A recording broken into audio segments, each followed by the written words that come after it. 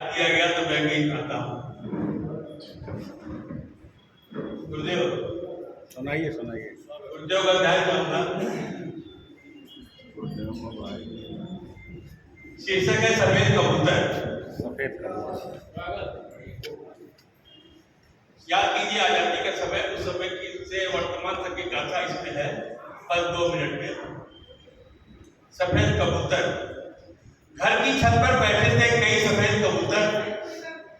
घर की छत पर बैठे थे कई सफेद कबूतर। सबके सब बेदम भूखे थे, सबने कई मौसम देखे थे।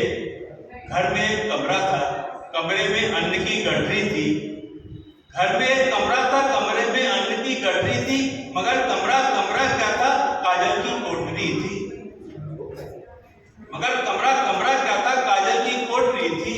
एक से रहा न गया, कमरे में गया, अपनी भूख मिटाई और लौट आया।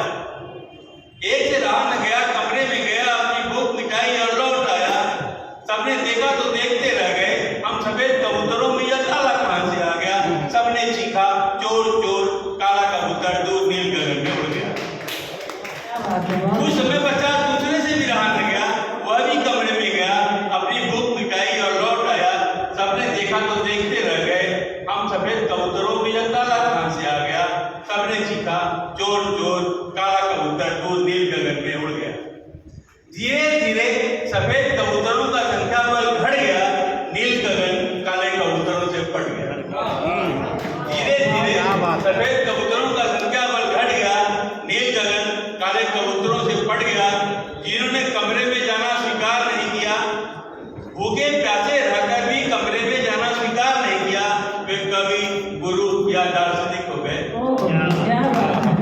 जिन्होंने कमरे में जाना स्वीकार नहीं किया, वे कवि, गुरु या दार्शनिक हो गए। सबको समझाने लगे, रुको रुको, कमरे में अन्न की गठरी है, मगर रुको, कमरा नहीं, काजल की कोठरी है। किसी ने सुना, किसी ने नहीं सुना। किसी ने सुना, किसी ने नहीं सुना, किसी ने सुना अनसुना कर दिया। मगर उनमें कुछ चालाक ऐसे भी थे, जिन्होंने विशेष परिधान बना लिए। मगर उनमें कुछ चालाक ऐसे भी थे, जिन्होंने विशेष परिधान बना लिए। कमरे में जाकर भी हंस की तरह उजले के उजले। मगर उनमें कुछ चालाक ऐसे भी थे, जिन्होंने विशेष परिधान बना लिए।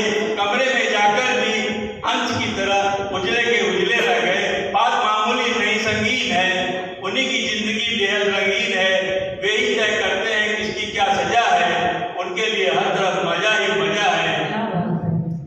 उनका बड़ा ऊंचा जज्बा है। हाँ, आज घर में उन्हीं का कब्जा है। हाँ, आज घर में।